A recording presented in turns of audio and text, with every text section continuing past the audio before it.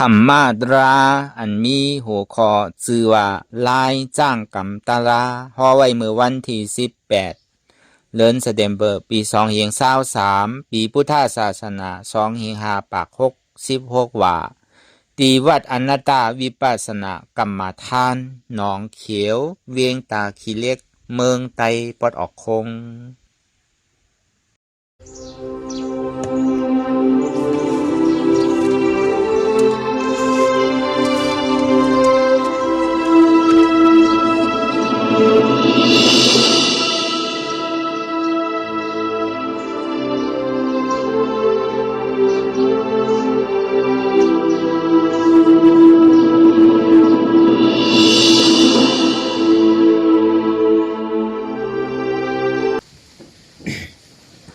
ก่อนที่น้องบริวารกูกำในเขา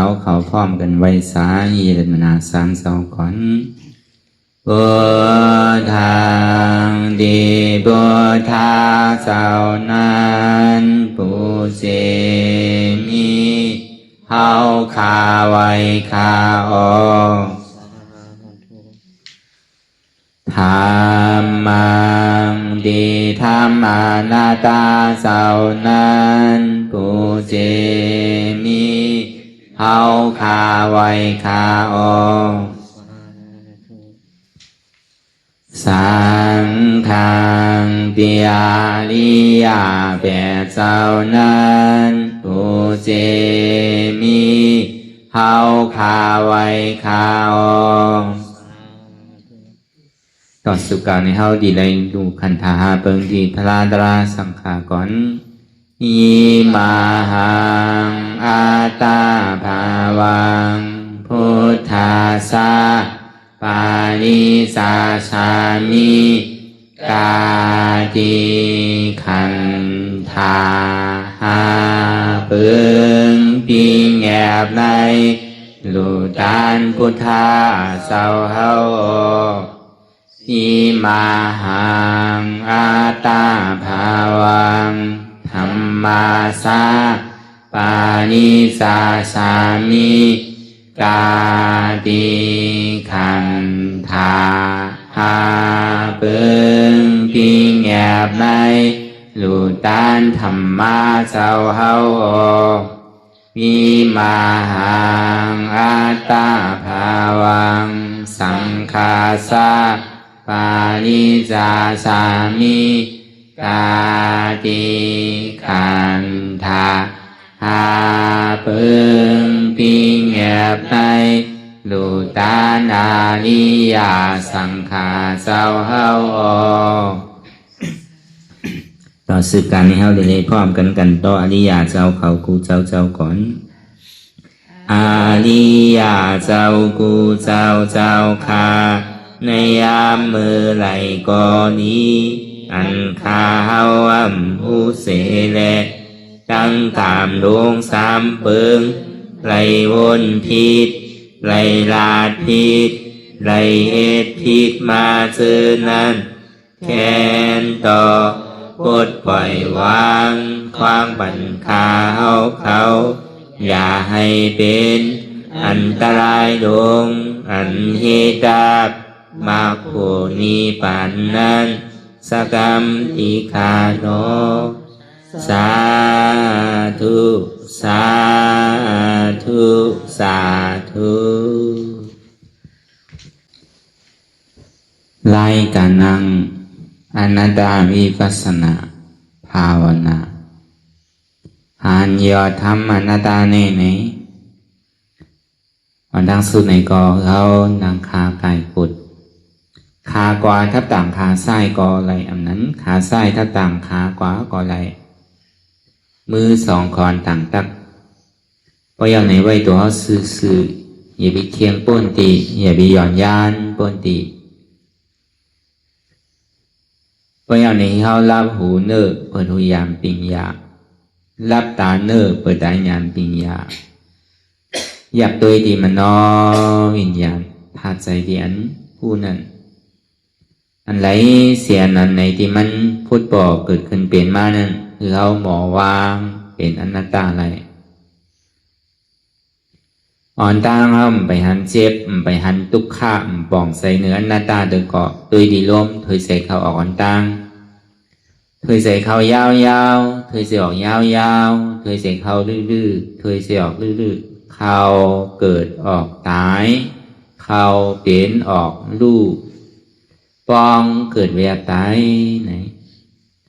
ใส่ว่าคือเขาตัวดอกหลายๆในเขามีญาณตั้งหันสื่อใจญาณตั้งวนสื่อใจหันเฉพาะที่มันนำอุปเปิงไรในเอาตั้งแต่ซี่โอต่อไปกินเนี่ยมีอันใดพองหลานไหนที่ว่าเป็นเฮามีเฮาเปลี่ยนเฮาอุปเปิงพองงำชี้สังไรนั่นต้องล้มเทยใจเขาออกของเฮานั่นเขาเย้าออกเย้าเขากล้วยเลยอย่าไปออกกล้วยเลยอย่าไปเข้าในก็มันว่าอะไรเขาเย้าเนี่ยมันออกในก็ตายออกเย้าเนี่ยมันเข้าขึ้นในก็ตายปองเย้าเนี่ยมันเวียบขึ้นก็ตายเวียบเย้าเนี่ยปองขึ้นในก็ตายพอตายเอาก็เกิดเย้าก็ตายไหนหรือเสเกิดตายเนี่ยมีอะไรทำเพราะว่านั้นพอยังถึงมีรองตั้งเกิดตายอยู่ทุกข้านว่านั่นติ่มปนอะไรบอกเพราะนั้นอันทำไมการเวลาเนี่ยปุนตาดีเกิดตายแล้วเขาว่าตีแดมาจ้างตื้อกำตลานำเกิดเท่าเป็นตาย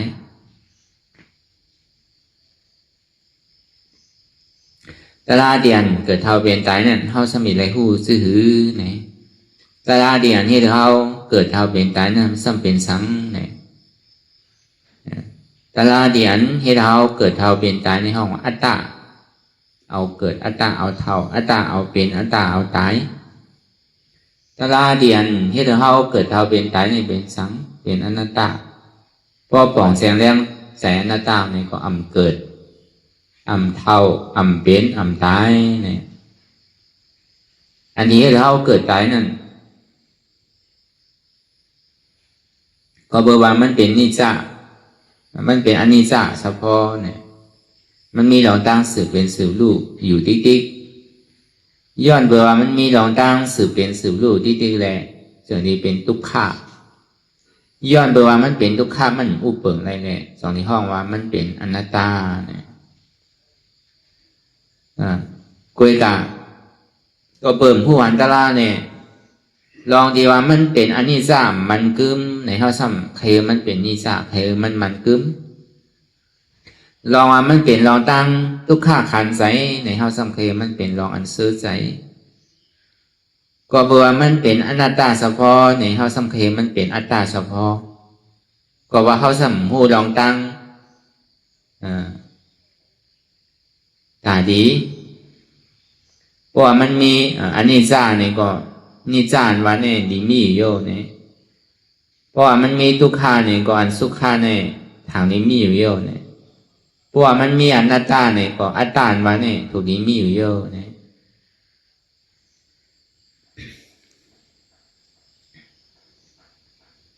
แบบก็บอกว่ามันหาลองตาเดียนมันหาจอมตรานั่นน่ะมันหาจอมเส้นตั้งปีอย่างศีลสมาธิมันหาเลยลองจอมรอผ้าดอซาโมหะมาหน้าได้ขี้อันนี้มันเป็นลองตั้งเดียนหาพิษน้ำเตะก็มันหาลองตั้งศีลสมาธิกันนั่นการหน้าศีลสมาธิกันนั่นสมาธิสมาธิสมาธิเป็นอันเดียวมันปองแสงแรงใจลองวิปัสสนาพอในหลวงรอกาวอ่ะอันนำผู้สังนั่นก็เบอร์ล่อผ้าต่อซ่าหม้อห้ามาหน้าที่ล่อผ้าอ่อนหูก็เบอร์ถามว่าตัวเจ้าเก่าเนี่ยยังตึงหนุ่มไว้เสียไปเท่าไปเป็นไปตายง่ายๆเนี่ยก็ทางว่าดินเท่าเป็นตายไอ้ปอกนั่นน่ะก็ว่ามันมีรองตั้งถังไว้เสื่องนั้นเลยอันดีตัวเจ้าเก่าเฮ็ดไว้นั่นผู้ว่าพี่ได้ถูกคำนำนี่มันเป็นรองตั้งทิศเอาล่อผ้าอ่อนหัวแหละต่อสายโมหะมาหน้ามันเสื่อดีเป็นดีวอเกิดกิเลสแต่เฮ็ดที่ไหนก่อนที่วันนำเป็นน้ำไม่เอานี่ก่อน สังว่ามันเปลี่ยวในภาวะจาปันในกุ้ยไหนในภาวะจาปันตั้งน้ำมันจะได้คำโกนกำนำในมันเป็นนั่นในโลกาเนี่ยเหตุกว่ากาวากาเป็นในก็เบอร์ว่ายุ่มย้ำทางว่าเจ้าเก่าเนี่ยติ่มหมอเท่าหมอเป็นยุ่มย้ำเจ้าเก่าว่าติ่มหมอตายปอกก็เพราะนั้นเอาล้อผ้าเอากิเลสอันหัวเนี่ยเหตุกว่าก็ในเหตุมาคือในเซต้าในก็ปวดมาไหลอะไรเหมือนไหลเสียนไหลล้านล้านปีมันในก็มันปวดไหลลองตั้งเท่าว่านั่นเพิ่นก็ยังเดือดหากันอยู่กูวันอยู่ก็ในโลกโลกาเมื่อเดียวว่า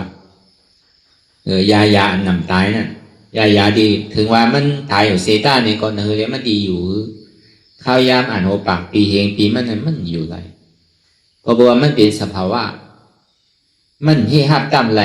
มันกับกายไปลองตั้งดอกลองตั้งอันดีอยู่พึ่งนั่นมันกับกายไปลองตั้งในนั่นกวนเฮาเนี่ยมันสองหายาดียานเข้มดังคือแหละตัวเจ้าเก่าเนี่ยตีมหมอเท่าเนี่ยก้อยกาเป็นคือมากกว่าเย่าเนี่ย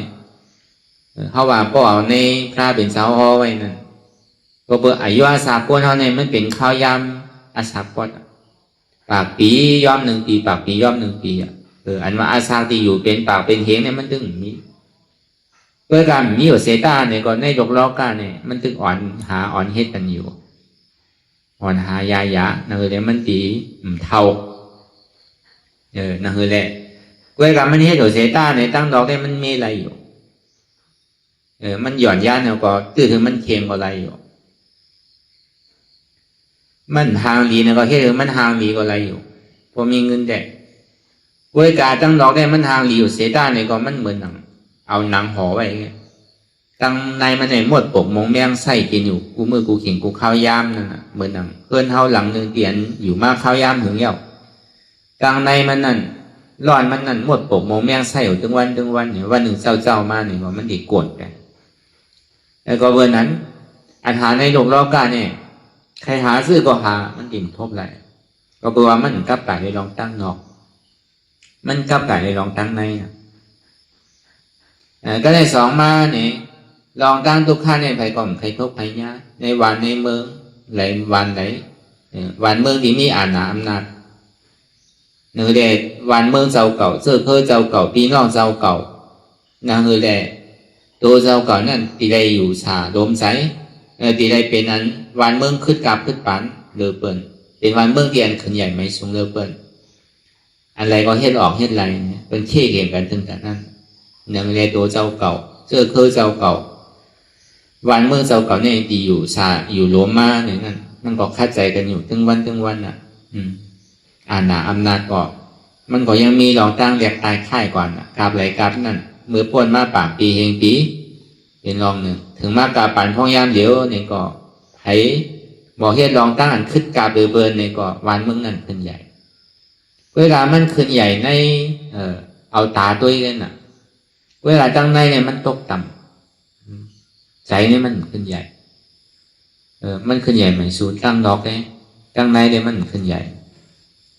ก็เบอร์ว่าถามว่ามันดีเป็นรองตั้งอันเดี่ยวหมุนซื้อว่ามาวนถ้าสางตัวเนี่ยอายุอาสาโกนเอาก่อนมันก่อนเสียว่าอยู่ไรหึงก็หืออยู่ไรเต้ๆก่อนป้นมา80ก็ตึกแค่มา70 80นำก็เพราะป้นเหนือนั่นกว่านี่ก็มันเป็นอันหยาบอยู่เย็นมันเป็นดีดูดีตัวเดียวเอาดีไรอันตึกบอกมันนั่นเขาว่า60 70เกณฑ์นำก็เพราะว่าป้น80 90กว่าเขาก็ใครเหลือใจแล้วก็เวนั้นอันดองเปี่ยวดองบนดองเสื้อสารเนี่ยมันมีดีไรเนี่ยก็ถึงตียอกาตั้งเจ็บตั้งไหมมานีจากอย่างในมีโอใจอย่างนางเงินค่ำนำคือกล่อมซอยได้มียาเข้มก็หือในกล่อมซอยได้มีปีนอกเสื้อเคลื่อนนำก็หือในกล่อมซอยได้กำนึงสุดมาเนี่ยก็มันก็วายกว่าจูลองตั้งตายซ้ำยุ่มย้ำว่าเจ้าเก่าข้อที่3มาเนี่ยซ้ำยุ่มย้ำว่าตัวเจ้าเก่าเนี่ยอู้เปิงพองงำจี้สั่งไรกูเจอกูลองกูเปิงกวนเท่าในมันเรียนที่ไหนดีน่ะเรียนหาลองตั้งที่คือใครมันกึมใครมันเท่าใครเป็นใครมันเป็น ใครมันเปลี่ยนรองตั้งอันเปียงมวนเสื้อสาไว้ใครมันหนังกลางใจเจ้าเก่าใครเปลี่ยนนั่นใครมีอ่านหนามนัดก็เลี้ยวเนี่ย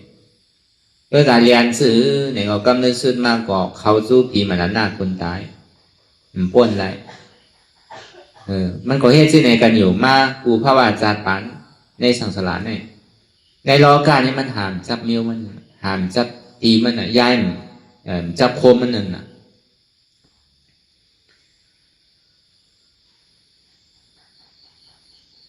มันเป็นรองอาตาอ่อนโหโทษนาเหตุการณ์มดเสียงอันดีว่ามาเนี่ย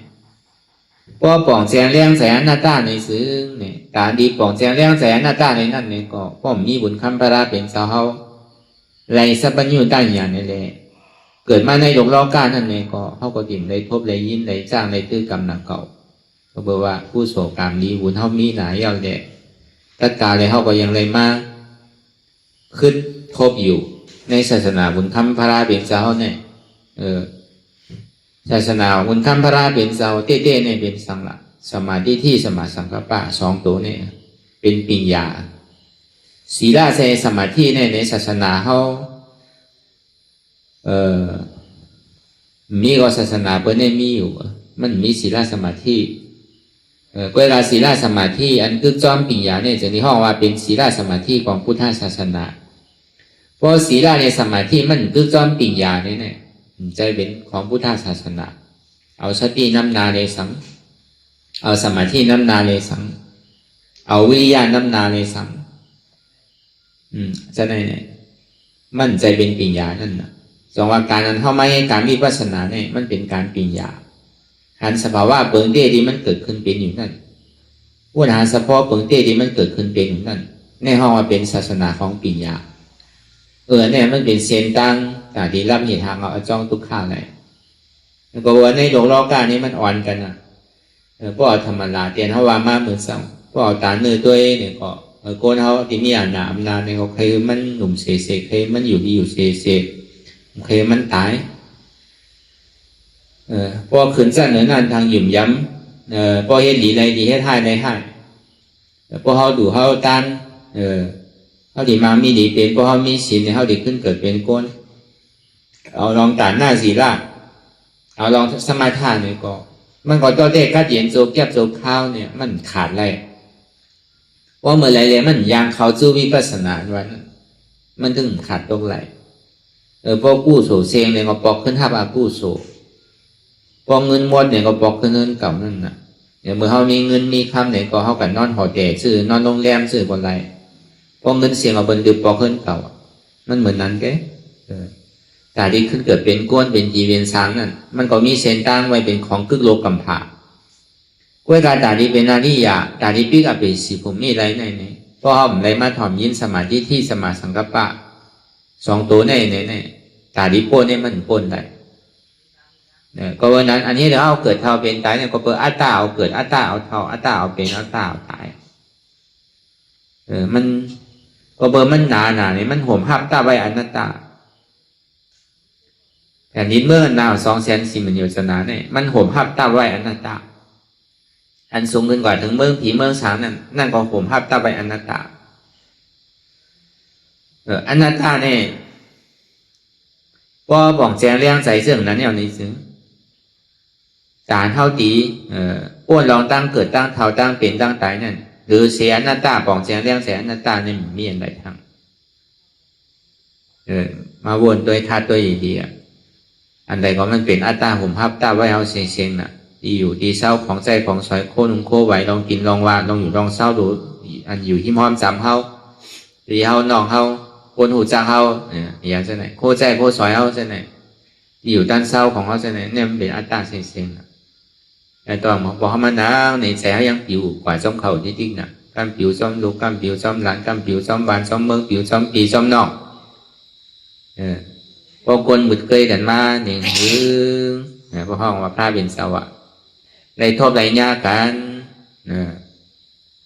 อยู่ซ้ำในผ่ายานกันเนี่ยก็เป็นทุกข้านั่น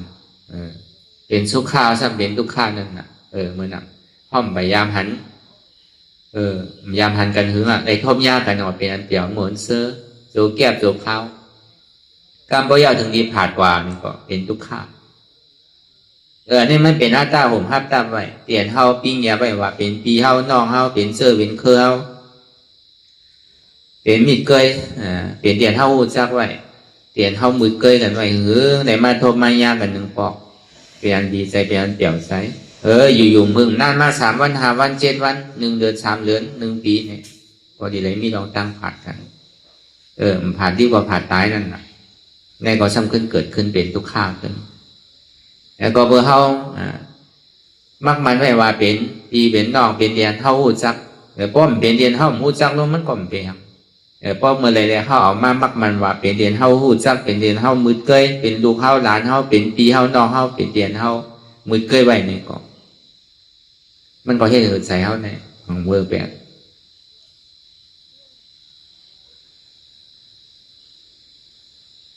ก็เบอร์นั้นอันนี้มันเป็นอัตตามันจะมีอยู่2 เปิงอัตตานอกและอัตตาในเนี่ยอัตตานอกนี่มันกับกายไปลองตั้งนอก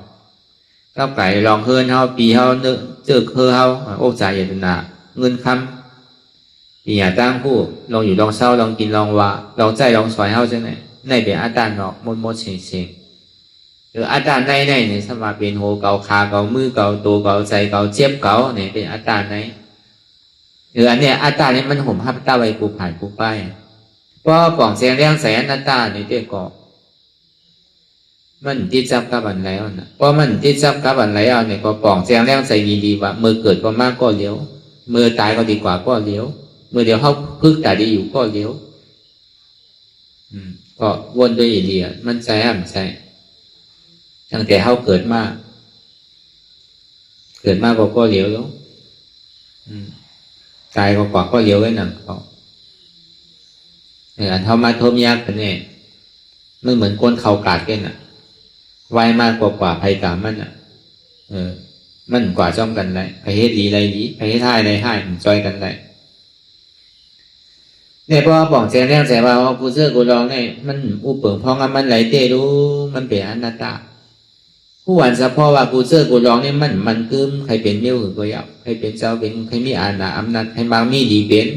ใครมีชื่อมีเสียงต่างคือก็ผู้ว่ามันตึงเหมือนเก่ามันถึงมีลองตั้งสภาวะเรียงรายกว่าพึงก็ไว้บางปอกนานบางปอกไว้นั่นแกมีลองตั้งเรียงรายอยู่เฉยๆย่อมเบอร์นั้นเดมันจะมีเหตุคือวินัยสัตวาเนี่ยเป็นลองตั้งทุกข้าเป็นลองตั้งขันใส่ไว้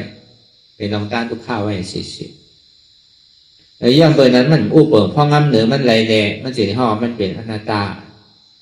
เนี่ยพอป่องเสียงเลี้ยงใส่ที่ไหนเนี่ยนี้ซื้อเขาป่องเสียงเลี้ยงใส่ว่ามันเป็นอันนิจจาเนี่ยเขาติดอะไรมากอันนิจจาพอป่องเสียงเลี้ยงใส่ว่าเป็นทุกข์เนี่ยเขาติดอะไรมากสันติสุขะพอป่องเสียงเลี้ยงใส่ว่ามันเป็นอนัตตาเนี่ยเขาติดอะไรมากเลยหลอกอมตะแต่พอเขาป่องเสียงเลี้ยงใส่มันเป็นอันนิจจาเนี่ยเขาสมว่าเป็นนิจจาทิฏฐิก็บอกมันเป็นทุกข์เนี่ยเขาสมยิมว่ามันเป็นสุขะทิฏฐิก็บอกว่ามันเป็นอนัตตาเนี่ยเขาสมิมอย่ามาเป็นอัตตาที่เนี่ยเขาสมเหตุการณ์มัน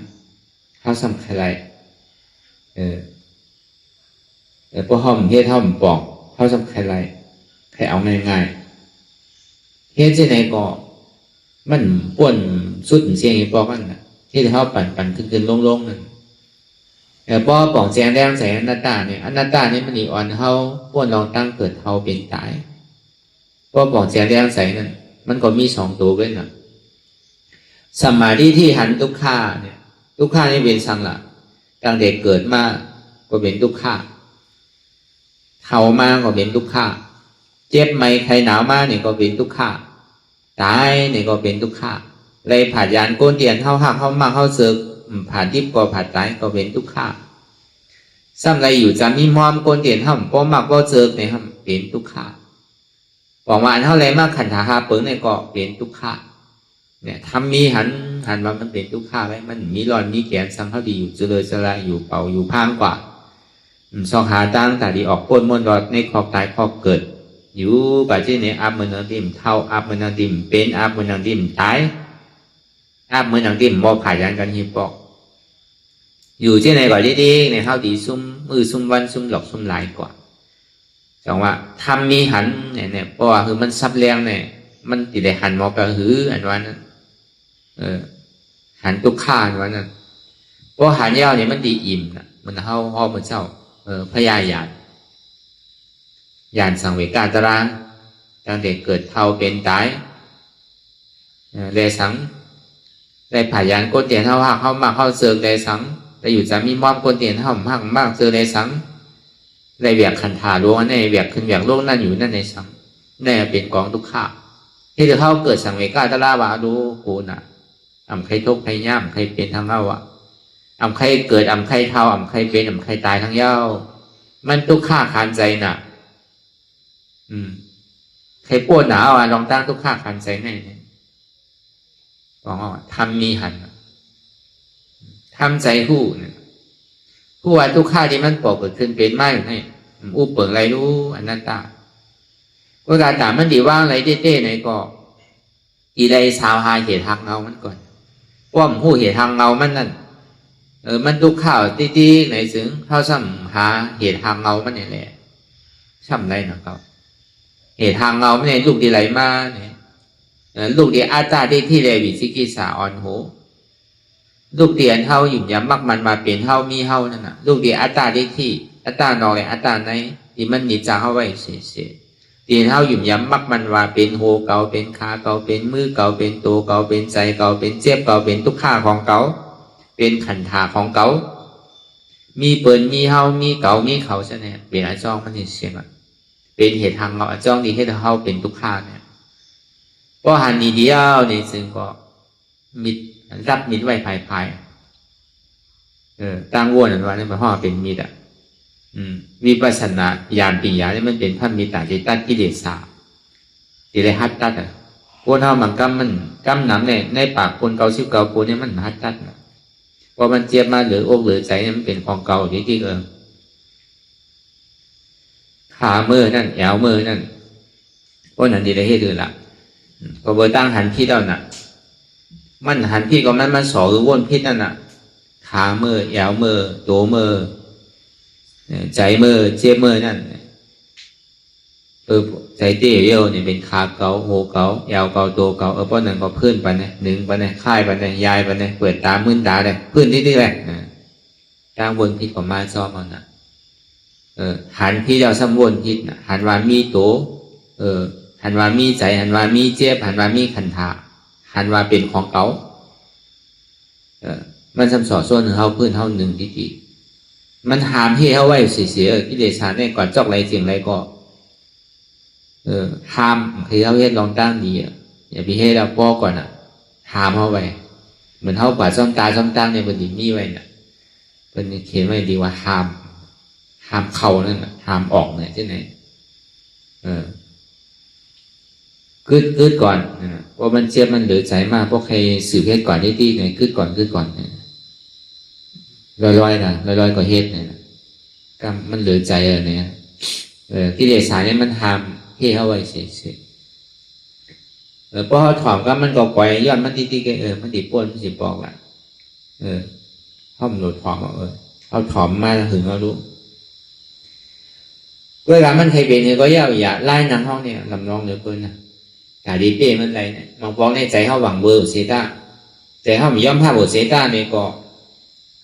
ตัวเขาวางในนางขาไปกูดีๆเอาก็มันจังให้เถื่อมันใครว่าซื้อใครยอมภาพก็เติมมาไหนกว่าที่ตีก่อนนะใครอัตตาก็ย่ออันตตาก็ย่อก็กว่าที่ตีก่อนนะมันใครว่าอัตตาใครว่าเป็นเก่าก็คือว่าเป็นเก่าก่อนนะเพื่อกับเก่าขึ้นก่อนจังเฮ็ดให้ขึ้นปันไรนั่นก็มันใจดีอยู่อะไรเป็นตัวมาอะไรมาตัวนั้นคือพื้นอะไรเนี่ยห้อมพื้นเนื้อแหลมเนื้อค่ายแหลมค่ายเปิดตามเหมือนตามเปิด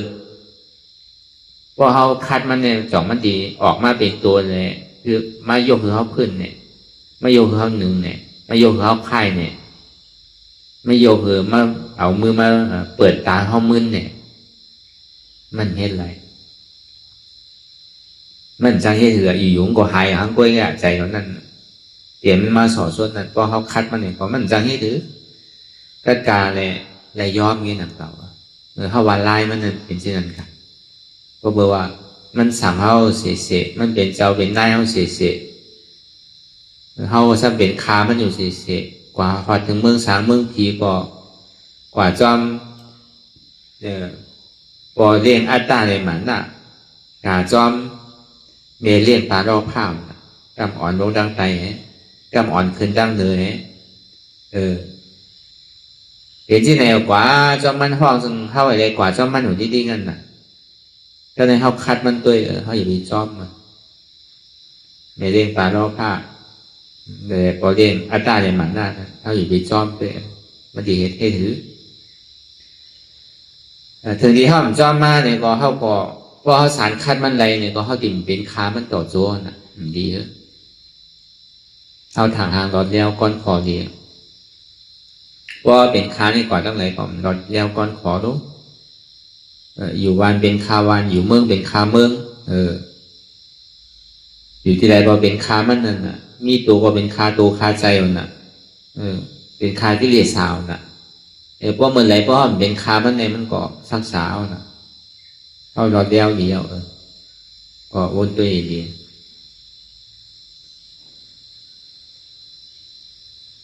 ก็วันนั้นอัตตาเนี่ยอัตตานั่นอัตตาเนี่ยถึงอ่อนเขามีลองตั้งเกิดเขาเป็นตายสอนว่ามันถึงหมอคู่ห้างก้อยเพื่อร้านอัตตาเนี่ยพอห้อมมาพึกมาเห็นมาจ้างตึกกลับมาในห้อมคู่มันก็มีสองตัวอันที่ว่ามาเมื่อเจ้าก้อยหนังเก่าอันอ่อนโหนั่นสมาธิที่สมาสังกัปปะสองตัวนี่แกสมาธิที่หันทุกข้าสมาสังกัปปะวนวันทุกข้าเป็นอนัตตา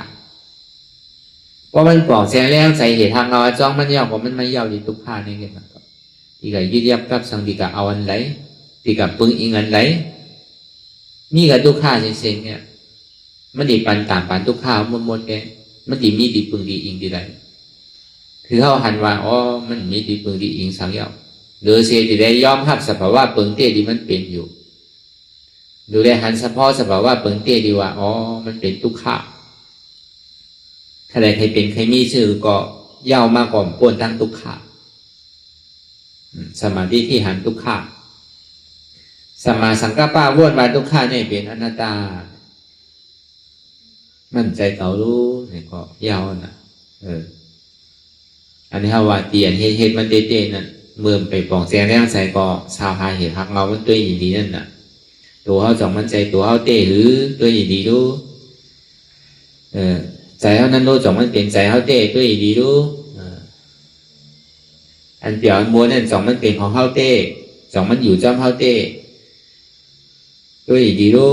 ต่อถึงพอจุนตัวจุนใจจุนอันเปลี่ยนม้วนเสื้ออะไรต่อถึงพอจุนเจ็บจุนทุกข้าเลยก็ได้หันมันเป็นปรมาหันมันเป็นอันเจียนสามคนท่านเนี่ยพอถึงที่หันเจ็บหันทุกข้าวนี่มันขยื่นเจ็บขยื่นทุกข้าวพอเบอร์นั้นพอเอตราในสัมติได้พึกคือยื่นหันอยู่ผู้อยู่ย่ายอมห้ามวางเป็นอนัตตาหันเจ็บผู้เจ็บห้ามเจ็บวางเจ็บเป็นอนัตตาหันทุกข้าหู้ทุกข้าห้ามทุกข้าวางทุกข้าเป็นอนัตตาอัตตาสมาเป็นหัวเก่าเจ็บเป็นขาเก่าเจ็บเป็นมือเก่าเจ็บเป็นตัวเก่าเจ็บเป็นเอวเก่าเจ็บเป็นก้นเก่าเจ็บใจเก่าดีขาดเก่าเจ็บหนาอัตตาสมาใจหัวเก่าใจขาเก่าใจมือเก่าใจหัวเก่าใจตัวเก่าใจเอวเก่าใจต้องเก่าใจก้นเก่าใจเก่าใจเป็นเก่าใจเจ็บเก่ามันเป็นอนัตตาอันที่เขาหมอวดว่างว่าเปลี่ยนหน้าตานั้นมันเป็นเหตุหักเราจองสุขะเพราะว่าเป็นมากกาเสียจ่าเปลี่ยนเท่าหยุ่มย้ำมากมันมาเป็นโหเกาขาเกามือเกานั่นเป็นอจองทุกขะเพราะว่าเป็นโตสมุทัยเสียจ่าพวกก็ออกเกาก็ออกเกาดีๆเนี่ยก็พวกเกาตกพุทธสุดลงกว่าเย้าเนี่ยก็เจี๊ยบได้ทุกขะเนี่ยก็สุดกว่ามันลำร้อนในตัวเอาเกาอ่อนตั้งว่ามีเก่าก็เจ็บนั่นก็สุดทุกขั้นนั่นก็เสี่ยงใจนั่นก็ตกขาดกว่าเพราะวิญญาณก็เข้าดีเป็นผลอาโจสุขะห้องนิโรธาเสียจ่านิโรธาเสียจ่าเป็นยังไงเป็นผลอาโจสุขะอันนำเกิดเท่าเป็นตายเพราะว่าอมตะขาดนิจาสันติสุขะอมตะมันดีฮอดกว่าที่นั่นมันจะไหลจิ้มโดยอายาสามันเป็นหือก็เพื่อการเหมือนเท่าดีไหลจิ้มไหลอยู่สา อีไรเว้าตัวเว้าใจอีไรว่างของนักหลงโจเก็บโจข้าวเนี่ยมันฉามอกกระหืออายาสามันแคบมอกกระหือมันคึกตอนกระหือเนี่ยก็พอเฮ็ดก่อนที่เขาติได้ทบหลวงมุงมองว่ามันติเป็นหือไวมันติมีหือไวมันใจว่าเป็นรองตั้งแต่ที่มุงมองมันเป็นผลอโจมันไงลูกเขาหลวงเฮ็ดเหตุทางเงาจ้องมันดีๆกะเพราะเหตุทางเงาจ้องมันเต็มผลมายาวเนี่ยนุรอบไม่อย่างเกิดยาวเนี่ย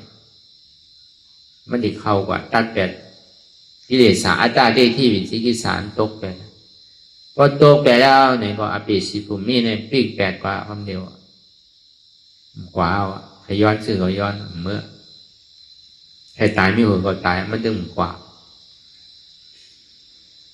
ก็วันนั้นเนี่ยเลยเอาอย่าบีเขาวนดีหลีวนยาวๆเขายาหมึงหึงอย่าบีว่าไพ่อย่าบีว่าเทิงเตียนเขาหันเขาวนเตียนเขาวนเขาหันนั่นถึงเพียงเป็นกันวนต่อถึงเจ็บนั่นปอสุดวนต่อถึงทุกข้าปอสุดตัดต่อถึงอัตตาปอโตพุทธขาดกว่าอันใดที่มันพูดบอกเกิดขึ้นเป็นมานั่นคือเขาหมอวางเป็นอนัตตาไหนลองตามันเป็นอยู่กุศลกุอย่างใหญ่ข้องคำไว้ดีใส่หูถอดถอนออกดีใส่หูมันออกเสียงก่อนสภาวะใดก็ดีลองตั้งอันใดก็ดีอันเกิดขึ้นมาดีตัวดีใสดีเจ็บฉะนั้นถอดถอนออกดีใส่หูมันออกเสียงสภาวะยุคทาสีเปิงฉะนั้นเจ็บแกนต้มต่อเนสันสั่นไหวโคมไต่ไม้กัดอ่อนแข็งสู้ตุ่มจับยายจึงหยอดเป็นดูสภาวะยุคทาสีเปิงฉะนั้นตีนามธาตุกว่าหูสักติอัตตากว่ายิ่งด้วยว่ามีโถมีใสมีเจ็บฉะนั้นเฮาหมอวางเป็นอนัตตาไหลลองแสนพ่งปิวอยู่อันเฮาวนลึกวนเลยอยู่เปลี่ยนเดิมเปลี่ยนเล่าเส้นในสังเฮาถอดถอนออกดีใส่หูมันออกเสียงก่อนยอมกึดยอมออกยอมลงอันนี้ในเฮาอีหนีทายเส้นนั้นอารมณ์เส้นถึงใจถึงคอไว้ที่มันยึดไว้ที่มันเปลี่ยนทุกขานั้นปวดปล่อยวางออกดีใส่หูมันออกเสียงก่อนลองเสื้อเป็นทุกข้าใดลองย้อนถึงใจหลายๆอย่างอันเกิดขึ้นมาตีโตตีใสตีเจ็บฉะนั้นปวดวางเย้าเสกก่อนกอยค่ายย้ายลายหนึ่งพื้น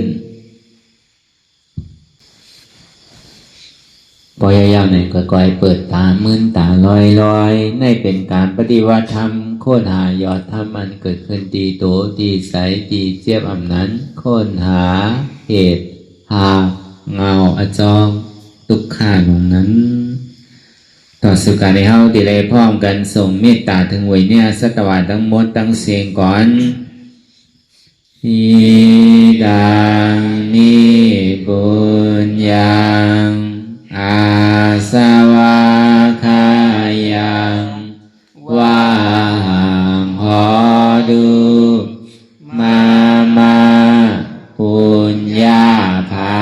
กังสาเปสัตตาสัมมาลาภันตุอิตังนิปุญญังอันเฮาคาเลยมาตือกรรมปฏิบัติวิปัสสนาภาวนาหันยอดธรรมอนัตตาในอาสวะคายังปินันติเสพ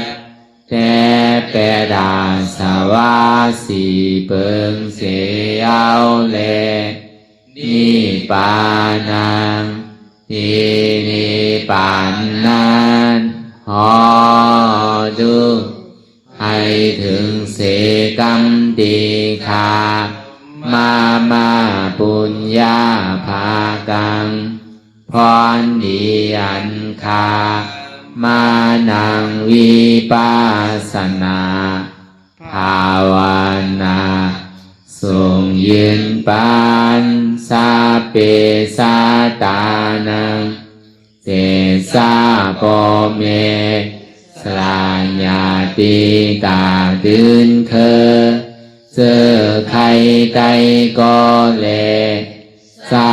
กว่าสัตวาตั้งเสียงตั้งหลงนั้นสัมมานาพันตุให้ได้พรนีหนังกันตั้งเฮาคาตั้งเสกสกรรมติคาโนสาธุสาธุ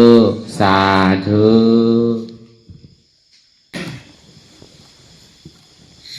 อาลิยาเศร้ากูเศร้าเศร้าพาในยามมือไหลก็ดีอันพาวันผู้เสเลตั้งขังลงสามเพิงไหลวนทิศไหลลาทิศไหลเหตุผิดมาเสือนำแกนต่อพุทธปล่อยวางความปัญหาเขาอย่าให้เป็นอันตรายโลกอันเหตมาผู้นิพพานนั้นสักการติทานโนมโนกัมมังวสีกัมมังกายะกัมมังแสมโมเดวนพิศพลาพิษตัวเหตุพิษมาดีตนตัวสาวตั้งนั้นในสังพองยาบเดียวนั่นในสังในกกุสังเป็นอันตรายเหตุมาโพนิปันสาวไอเสหะท่านหาเสภาวัตราปันยาไรเปลี่ยนตรายนี้ตมาโพนิปันตอนนี้ก่อวันตาเมื่อนาส่วนกันนานทุกข้าวทุกข้าเป็นอนัตตาเอาได้เอาอนัตตาตาแปรตาเตที่วิสิกิสากิเลสาในโมเสงเกียงหายก่อนในภาวะสัตว์ในห้างแผงมันคือได้ห้าไว้โพญานห้าขามปวยนีป่านกัดเย็นขันไพ่สกรรมเลยตาเนาะสาธุสาธุสา